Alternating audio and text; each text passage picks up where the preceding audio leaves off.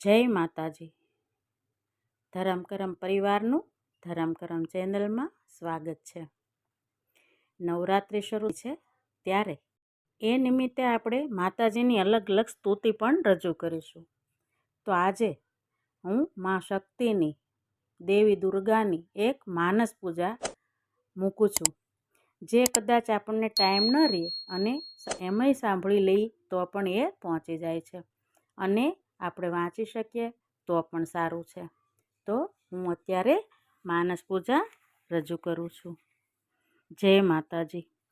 હે માં ત્રિપુર સુંદરી, તું ભક્તજનોની કલ્પલતા છે. હે અંબિકા, આ પાદુકા તારા ચરણમાં સમર્પું છું.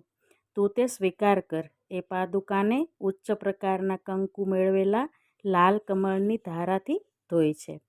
વિવિધ પ્રકારના અમૂલ્ય મણીઓ અને પરવાળાથી તે ઘડેલી છે અને સુર સુંદરીઓએ ભક્તિપૂર્વક પોતાના હાથ કમળથી એને બધી બાજુથી ધોઈને લૂછી છે. હે અંબિકા, હે માં, દેવગણોએ આ સિંહાસન લાવી મૂક્યું છે. દેવરાજ ઇન્દ્ર આદિ એની પૂજા કરે છે. ચમક ચમક થતાં કંચનના સમૂહથી એ ઘડાયું છે અને સુંદર કાંતિથી એ ઝળહળી રહ્યું છે. આ ચંપક તથા કેતકીના પરિમલવાળું અતિ નિર્મળ તે અને અત્યંત સુગંધીદાર ઉપરણ છે. દિવ્ય તરુણી આદરપૂર્વક એ તને અર્પે છે. હે માં, તું એનો સ્વીકાર કર. એ પછી હે દેવી, તું આ નિર્મળ આમળું સ્વીકાર. એ શંભુ ગૃહિણી, હે શ્રી સુંદરી, આ ફળ લગભગ બધાય ગંધ દ્રવ્યોના સમૂહથી નિર્ભર છે. તો એ લગાડી તું કાંસકીથી તારા વાળ ઓળી લે અને ગંગાજીના સ્તોત્રમાં સ્નાન કર. પછી એ ત્રિપુર સુંદરી, આ પ્રજ્વલ ગંધ છે તે તને આનંદદાયી થાવો. હે માં, હે ત્રિપુર સુંદરી, આ રસભરી અને શુદ્ધ કસ્તુરીને તું સ્વીકાર. હે શ્રીદાયિની, દેવરાજ ઇન્દ્રની પ્રિયા શચીએ એના કરકમળમાં એને રાખી અને ધારી છે. ચંદન, કુમકુમ અને અગરથી એ સભર હોવાથી અત્યંત શોભી રહી છે અને વરદાયની અધિકાધિક પરિમલથી એ મનોહર છે. હે માં, આ નિર્મળ વસ્ત્ર તારી સેવામાં હો. હે ત્રિપુર સુંદરી, તને એ આનંદ ઉભરાવો. દેવ, ગંધર્વો અને કિન્નરોની પ્રિયતમાઓએ પોતાના ફેલાયેલા કરકમળોમાં એ વસ્ત્રને ધારણ કરી રહી છે. કાશ્મીર કેસરના રંગેલું એ પિતાંબર છે. એમાંથી પરમ પ્રકાશમાન સૂર્યમંડળની દિવ્ય મનોહર કાંતિ બહાર ઝળહળી રહી છે. તેથી એ અતિ સુશોભિત છે. તારા કર્ણયુગલોમાં સોનાના ઘડેલા કુંડળો ઝળહળ્યા કરે. તારા કરકમળમાં વીંટી શોભી રહો. તારા મધ્ય ભાગે નિતંબો ઉપર મેખલા સોહી રહો. તારા બંને ચરણમાં મંજીર રણક્યા કરો. તારા વક્ષસ્થળમાં હાર વિલસી રહો. તારા કરદ્વંદમાં કંકણો ખખડ્યા કરો. તારે માથે મૂકેલા મુગટ રોજને રોજ આનંદ આપો. આ બધું સ્તુતિને યોગ્ય છે. હે શ્રીપદા, હે માં, તું ગળામાં અત્યંત ઝળકતી સોહામણી હંસલી પહેર. લલાટના મધ્ય ભાગમાં તું સૌંદર્યની મુદ્રા ધારણ કરનારી સિંદૂરની બિંદી લગાવ અને ઉજ્જવલ પદ્મદળની શોભાની ઝાંકી પાડનારા તારા નેત્રોમાં તું સુંદર કાજળ લગાડ. એ શ્રી શાંભવી, એ કાજળ દિવ્ય ઔષધથી બનેલું છે.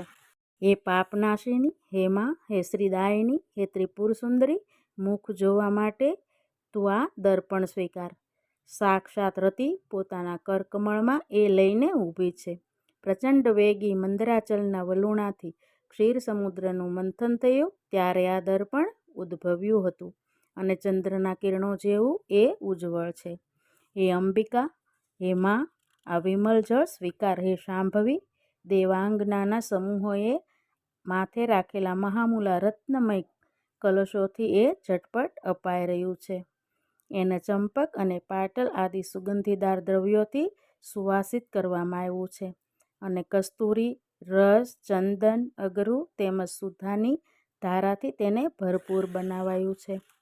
કલ્હાર, ઉત્પલ, નાગકેસર, કમળ, માલતી, મલ્લિકા, કુમુદ, કેતકી અને લાલ કરેણના ફૂલોથી મગમગથી ફૂલમાળાઓથી તેમજ વિવિધ પ્રકારના રસોની ધારાઓથી રક્તકમળમાં રહેનારી ભગવતી શ્રી ચંડિકાનું હું પૂજન કરું છું. હે શ્રી ચંડિકા, આ ધૂપ તને પ્રસન્નતા આપું. એ દેવાંગનાઓએ તૈયાર કર્યો છે.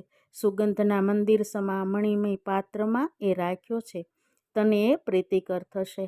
એમાં જટામાસી, ગુગળ, ચંદન, અગરુચૂર્ણ, કપૂર, શિલાજીત, મધુ, કુમકુમ તેમજ ઘી મેળવ્યા છે અને એને ઉત્તમ રીતે બનાવ્યો છે. હે ત્રિપુર સુંદરી, એમાં તારી પ્રસન્નતા માટે આ દીપક સ્ફુરી રહ્યો છે. એમાં ઘી બળે છે અને એની વાટને સુંદર રત્નની સળી લગાવી છે. દેવ સ્ત્રીઓએ એનું નિર્માણ કર્યું છે. સોનાના પાત્રમાં એ જળી રહ્યો છે અને એની માથે કપૂરની દિવેટ છે. મહાન અંધકારનો એ નાશ કરવાવાળો છે. હે ચંડિકા, તારી પ્રસન્નતા માટે સુરકામિનીઓએ આ નૈવેદ્ય બનાવ્યું છે. એમાં સ્વચ્છ શાલીભાત છે. ચમેલીની સુગંધથી એ ભરપૂર સુવાસિત છે. એ રુચિકર છે. હિંગ, મરચાં તથા જીરા આદિ સુગંધભર્યા દ્રવ્યોથી વઘારેલા વિવિધ શાકોથી એ યુક્ત છે અને એની સાથે પકવાન, ખીર, મધુ, દહીં તેમજ ઘી છે. હે અંબા, હે માં, આ ઉજ્જવળ તાંબુલ તારા મુખ કમળમાં સ્વીકાર. એ સોહાવણા રત્નપાત્રમાં રાખેલું છે. લવિંગની કળીથી વાળેલું એનું બીડું અતિવ સુંદર છે.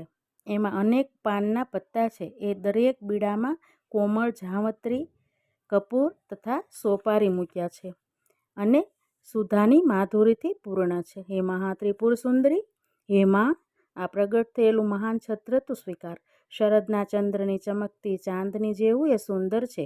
એની મોતીની ઝાલર જાણે દેવ નદી ગંગાના સ્તોત્ર ઉપર ઝૂલી રહી છે અને નવીન કાંચનના બનેલા દંડથી એ ઉજ્જવળ છે. હે માં, સુંદરીજનોએ આ જે ઉજ્જવળ ચમર તને ઢાળી રહી છે તે તને આનંદ આપો. એ ચમર ચંદ્ર અને મોગરા જેવા ઉજ્જવળ છે અને પરસેવા અને કષ્ટને હરનારા છે. અગસ્ત્ય, વશિષ્ઠ, નારદ, શુક, વ્યાસ અને વાલ્મીકી આદિ મહામુનિઓ પોતાના ચિત્તમાં જે વેદ ધ્વનિ કરી રહ્યા છે એ તારા આનંદમાં વધારો કરો. સ્વર્ગના આંગણામાં વિદ્યાધરીની જે નૃત્ય કળા પ્રગટી રહી છે તે તને સુખદાયી થાઓ.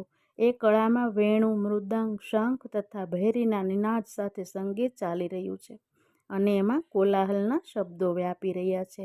હે માં, હે દેવી, આ ભક્તિરસની ભાવનાવાળું પદ્ય છે. આમાં ભક્તિનો છાંટોય મળે તો તેનાથી તું પ્રસન્ન થજે. તારી ભક્તિની લોલુપતા એ જ એકમાત્ર સત્ફળ છે. કરોડો જન્મે પણ એ તારી કૃપા વિના મળે એમ નથી.